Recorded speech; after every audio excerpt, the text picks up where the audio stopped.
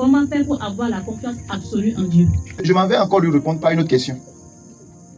Qu'est-ce qui a fait que tu as eu 2 enfants avec ton mari? C'est l'amour que j'ai pour lui. Et l'amour là t'a amené à faire quoi? À croire en lui. À croire en lui. Oui. Est-ce que vous voyez? Ok. Pourtant, tu ne le connais pas totalement. Non. Ok. Et ça t'a amené maintenant à l'accepter comme époux. Vous voyez? Oui. Donc, à partir de la vertu de l'amour, elle a eu confiance. Ou bien? Oui. Donc, pour avoir une confiance absolue, je vous dis, ce n'est pas vous-même qui produisez cette confiance en vous. C'est le Saint-Esprit qui produit cette vertu de confiance en vous. À partir de la connaissance du Dieu que tu sais, je ne peux pas avoir confiance en quelqu'un que je ne connais pas. Donc, pour que ma confiance soit vraiment absolue, je dois apprendre à lire la parole, à écouter le Saint-Esprit et m'abandonner à lui. Voilà pourquoi je vous ai donné l'exemple de Daniel, qui a eu confiance en Dieu malgré les épreuves. On lui a annoncé qu'on va le mettre dans la fosse au lion. Mais il ne s'est pas découragé parce qu'il savait que le Dieu qu'il servait est plus grand que la fosse au lion. D'où Daniel avait cette confiance. C'est à travers la connaissance de son Dieu qu'il est en train de servir. On a dit que cette vertu de confiance, c'est un témoignage de notre foi authentique qui nous permet de tenir bon face aux épreuves, face aux tentations et à l'opposition. Et qui ne te permet même pas d'accepter le découragement. Parce que tu sais que Dieu n'abandonne pas toujours et il dira toujours son dernier mot. Est-ce que vous voyez? Donc, si tu ne connais pas les Écritures, tu ne connais pas que le Saint-Esprit est là pour te faire sortir des épreuves et que tu vas abandonner. Et la plupart des temps, nous recevons Jésus en croyant qu'on ne va plus souffrir. Mais c'est faux. C'est pas vrai. Est-ce que vous voyez? Donc, la confiance absolue vient de ta connaissance profonde avec Dieu. Et pour avoir cette connaissance profonde, on peut parler aussi de la vertu de la prière. Est-ce que vous voyez? Donc, moi, je crois que si cette vertu de confiance permet, de résister aux obstacles, nous devons savoir que après tout, les épreuves ne vont pas durer à toujours. Est-ce que le fait que tu as confiance en ton mari, il n'y a pas des événements fâcheux qui viennent? Oui. Est-ce que tu quittes le foyer pour autant? Non. C'est la confiance absolue, ça. D'ailleurs, les épreuves nous amènent même à avoir confiance en Dieu. Les épreuves sont là pour nous bâtir, pas pour nous détruire. Vous avez parlé de la vertu de l'honneur. Et vous avez parlé des Yoruba, la culture Yoruba. Il sait honorer son mari. Savoir quelle est la nuance entre honorer Dieu et honorer son mari. Parce qu'il y a beaucoup de chrétiens. Lorsque la femme s'agenouille pour l'honorer, on te bafoue. Lorsqu'on te bafoue, je me suis dit, vous avez parlé de la vertu de l'honneur. Et vous avez dit, ici, c'est les maris, l'humain qu'on doit respecter, qu'on doit honorer. Maintenant, quelle nuance il y a parmi ces 2 aspects? Parce qu'on confond tout. L'homme, dans la maison, est à l'image de Dieu. C'est pourquoi Dieu l'a mis comme autorité. Il est la tête. Vrai ou faux? Si les membres là ne sont pas soudés à la tête, est-ce qu'on peut marcher? Donc si une femme n'est pas collée à son mari qui est la tête, elle est zombie. Donc elle marche sans la tête. Qui va s'arrêter et lui faire du bien? Impossible. Donc si tu sais honorer Dieu, tu vas honorer ton mari. Ce que tu ne sais pas faire à Dieu, tu ne peux pas le faire à un homme. Voilà pourquoi il dit toutes les fois que vous le faites à un homme là, c'est à Dieu que vous le faisiez. C'est parce que tu minimises et tu n'as pas la révélation de la bonté en ton mari. Et qu'on nous a dit que dans le foyer c'est la parité. C'est égal, 50-50. Mensonge du diable. Ils n'ont pas compris l'idée primaire de Dieu, originelle de Dieu.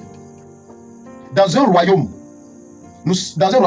c'est la soumission. C'est la dépendance qui compte. Et le foyer est représenté comme un royaume. D'où nous avons un roi qui est le mari. Nous avons une reine qui est la femme. Et les princes et les princesses sont les enfants. Et la reine doit toujours honorer son roi. Voilà pourquoi Sarah dit d'Abraham, mon Seigneur. Seigneur veut dire, je suis esclave d'eux. Je suis ton esclave. Pas à la manière humaine, mais à la manière spirituelle. Est-ce que vous comprenez? Donc, honorer, c'est respecter. Je lui donne des honneurs. Et je crois que je l'ai bien dit ici. Plusieurs femmes ont cessé d'honorer leur mari parce que la tradition a dit, ou une femme a commis erreur en honorant son mari par l'honneur, l'homme a baissé ta garde et il est mort. Donc du coup, quand la femme veut décider d'obéir à certains enseignements, en disant, ah, quand mon mari va venir, je vais prendre le truc, et le mari a attention, il dit, bon, la femme là veut me tuer. Est-ce que tu comprends? Parce qu'ils ont vécu des événements fâcheux qui les ont donné une mauvaise image de l'honneur. Mais dans le royaume, ce n'est pas ainsi. Dans le royaume, ce n'est pas ainsi. Nous, citoyens du ciel, nos mamans doivent apprendre à honorer leur mari. Et les maris aussi doivent apprendre à honorer leurs femmes. C'est respecter et reconnaître la place d'autorité que l'homme est dans la maison et la place de l'autorité que la femme est dans le foyer. Et c'est quand vous vous honorez que les enfants seront obligés de copier votre habitude et de vous imiter à honorer aussi. Donc, on ne doit pas, l'honneur, il n'y a pas une différence. Tu te lèves chaque matin, tu honores Dieu. Ou bien, la femme qui sait bien honorer son mari, toute demande qu'elle fera, lui sera accordée. C'est de la même manière, enfants de Dieu, si nous savons bien prier, honorer Dieu dans la présence, comme les Yoruba, avec leur ethnie le font, en honorant le roi des rois. Le roi, il dit, ouais, prenez seulement, parce qu'il est content. Il te donne sans calcul. Mais regardez comment nous nous demandons à nos maris. La pâte est finie. Hein? Le mariage est fini. Allô? La scolarité des enfants, ils les ont déjà renvoyés tôt. Il a dit que je vais te dire ça. C'est braquage, on appelle ça. Braquage. Hein? Tu es plus un gaïman. Hein? Là, tu ne t'es pas adressé à ton roi. Tu t'es adressé à ton égal. Et ta demande sera refusée. Soutenue par le ciel. Et tu commences à appeler. Mon mari ne me fait rien. C'est moi qui fais tout. Mon mari ne me donne pas l'argent. C'est moi qui fais tout dans la maison. En temps, tu as oublié qu'en venant dans le foyer là, tu n'as aucun compte bancaire. Quel compte bancaire tu es venu avec dans le foyer? Tout ça là, c'est dû au fait que tu ne reconnais pas l'autorité qui est à côté de toi. Tu n'as pas compris la bonté, la grâce d'être auprès de Marie. Et ça va engendrer des portes ouvertes à Satan d'attaquer votre foyer. Et quand la femme n'honore pas son mari, la femme et le mari n'honore pas sa femme, les enfants, les étoiles des enfants sont attaqués. Les enfants sont attaqués à cause des parents. On est irresponsable. On est imbu de nous-mêmes, orgueilleux. On ne pense même pas à ces enfants-là. Dans un foyer où il y a l'honneur, les enfants sont protégés. Bon, il n'y a aucun sorcier qui peut attaquer ton enfant. Quand ta femme t'est soumise, tu connais les raisons de ta soumission. Ce n'est pas de l'esclavage. Non, on a mal compris les choses. Aujourd'hui, maintenant, les femmes veulent exister. Eux aussi veulent chercher leur propre argent. À cause de nous aussi, les hommes orgueilleux, mal compris les choses de Dieu. Amen. Est-ce que vous voyez? Donc, l'honneur que tu donnes à ton mari, laisse-moi te dire en premier, bon, ça te protège toi et ça protège tes enfants. Et ça protège la destinée prophétique de la famille. Et ça constitue une grande barrière autour de vous. Car ils ont dit, l'honneur c'est la crainte. Et la Bible dit dans Somme 34 que Dieu honore ceux qui le craignent et les arrache au danger. Vrai ou faux? Hein? Donc quand tu honores, tu es en train de mettre un garde-fou d'ange autour de ta maison. Tu n'as plus besoin de prier, Seigneur protège-moi. Dans Seigneur protège-moi, ce n'est pas la manifestation de la crainte et de l'honneur. Voilà pourquoi je vous ai dit tout à l'heure que chaque vertu entraîne une puissance, un exaucement donné. Est-ce que vous me suivez? C'est ça, ça dit. Ne crois pas que c'est une faiblesse. Hein? Ah, celui qui honore son mari, il aura la confiance. Le cœur de son mari là, lui sera donné. Proverbe chapitre 31 dit quoi? Qui peut trouver une femme vertueuse? Le cœur de son mari a confiance en elle. Pour aller manger les botémies là. Pour venir empoisonner la maison. Donc la responsabilité est pour l'homme et la femme. Ce n'est pas seulement adressé à la femme, ni à l'homme. C'est un foyer équilibré. C'est un foyer équilibré. Et nous devons comprendre que l'honneur là, ce n'est pas une obligation.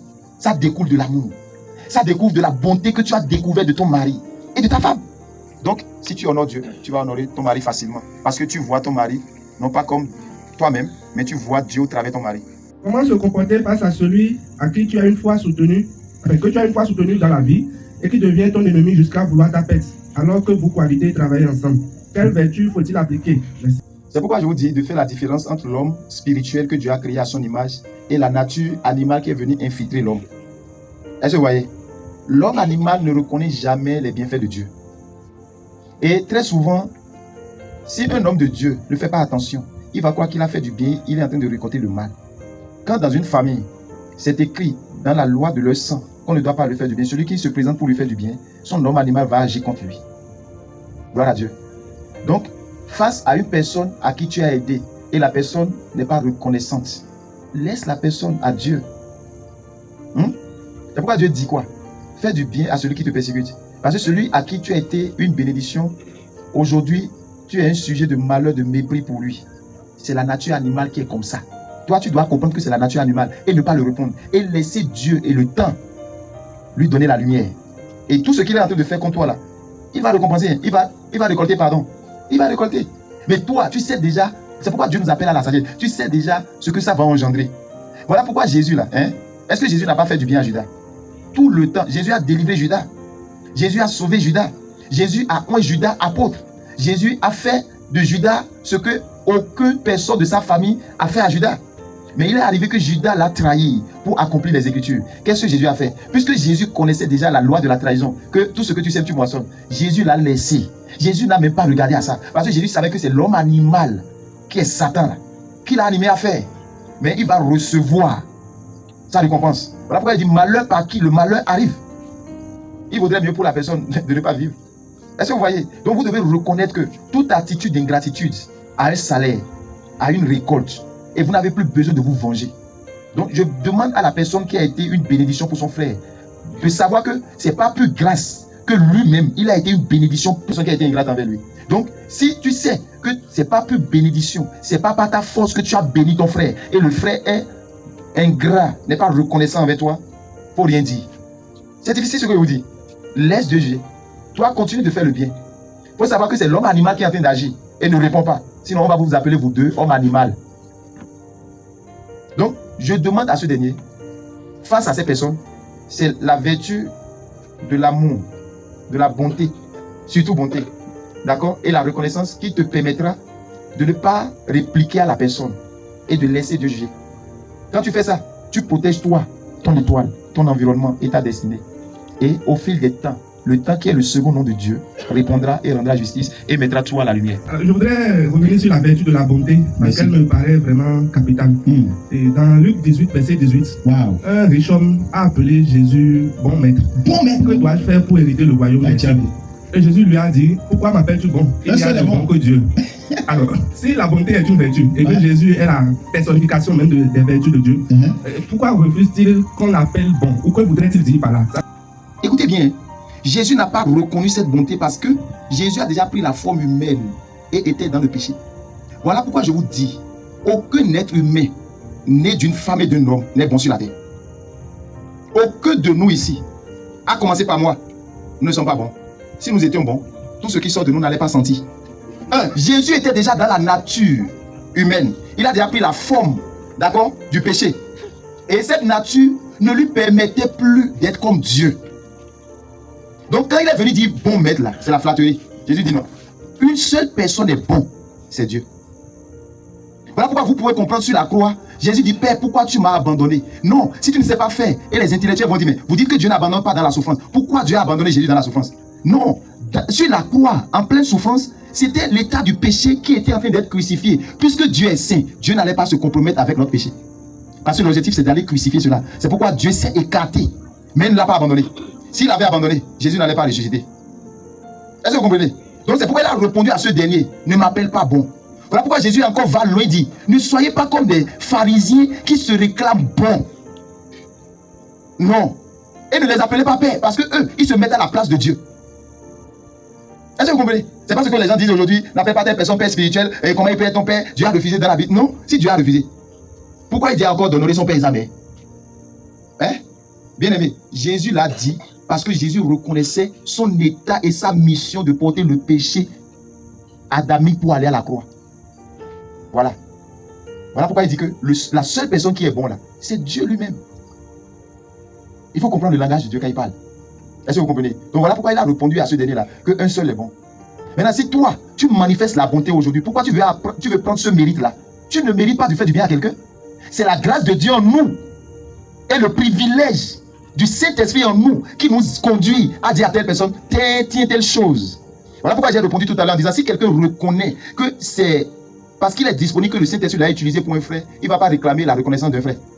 Que le frère soit reconnaissant ou pas, il s'en fout. Parce qu'il sait que Dieu l'a utilisé pour le faire le bien. Est-ce que vous comprenez? Vous allez vivre longtemps si vous êtes comme ça. Et je voudrais savoir, une personne qui n'a pas les vertus de Dieu, il y a quelle différence entre cette personne et un païen? Je vous ai dit, quand tu viens à Christ là, Dieu te donne son Esprit Saint. Donc les fruits sont là. Donc il n'y a personne. Mais c'est pas merci Saint-Esprit, merci. Il me dit encore, même si tu n'es pas chrétien,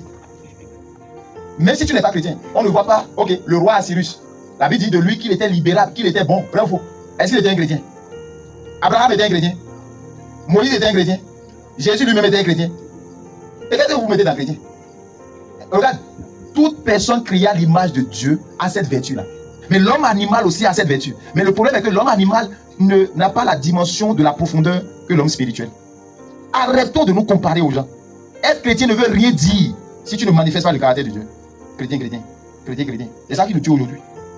Tu dis que tu es chrétien. Pourquoi tu vas travailler chez un franc-maçon et il te donne salaire par mois? Va créer ton propre entreprise. Est-ce que vous voyez ce qu'on dit? Toute personne créée à l'image de Dieu. Est-ce que c'est les chrétiens ceux qui sont créés à l'image de Dieu? Vaudou, non, créé à l'image de Dieu. Ganga, créé à l'image de Dieu. Sorcier, créé à l'image de Dieu. Féticheur, créé à l'image de Dieu. Musulman, créé à l'image de Dieu. Bravo. Ou bien toi, tu as 2 yeux, eux, ils ont 4 yeux. Nous sommes tous les images de Dieu et à sa ressemblance. Mais la différence, c'est que Jésus est venu tuer notre homme animal pour qu'on reflète à Dieu. Et ceux-là qui se donnent à lui, ils manifestent la profondeur du caractère de Dieu au détriment des autres. Le païen pardonne. Le païen aime aussi. Voilà pourquoi Jésus a dit dans sa parole, si vous ne saluez que les gens qui saluent, quelle différence vous faites entre les païens? Si votre justice ne surpasse pas celle des pharisiens, vous n'hériterez pas le royaume de Dieu. C'est quand votre justice va dépasser celui des pharisiens. Parce que les pharisiens aussi saluent les gens. Toi, tu dois saluer celui qui ne te salue pas. Quelle différence tu fais? Donc Jésus nous a menés dans la profondeur de la spiritualité, de l'homme spirituel. Parce que c'est que les pharisiens manifestent l'homme animal. Et c'est avec intérêt. Un temps donné, ils coupent. Mais l'homme spirituel ne coupe pas. Comme Dieu lui-même ne coupe pas. Malgré la méchanceté des sorciers, malgré ce qu'ils font. Que tu pries ou tu ne pries pas. Quelqu'un vient sacrifier tout à l'heure. Et ils vont manger. Et Dieu est là, il le regarde. La bonté de Dieu. Ne combat pas ce que Dieu veut combattre. Nous voulons prendre le combat de Dieu. Toi, tu peux le dire. Laissez s'agir. Est-ce que vous voyez? Si ta justice ne surpasse pas celle des pharisiens, tu n'hériteras pas le roi, monsieur. Simplement pour dire quoi? Nous devons être spirituels. Nous ne devons pas être charnels.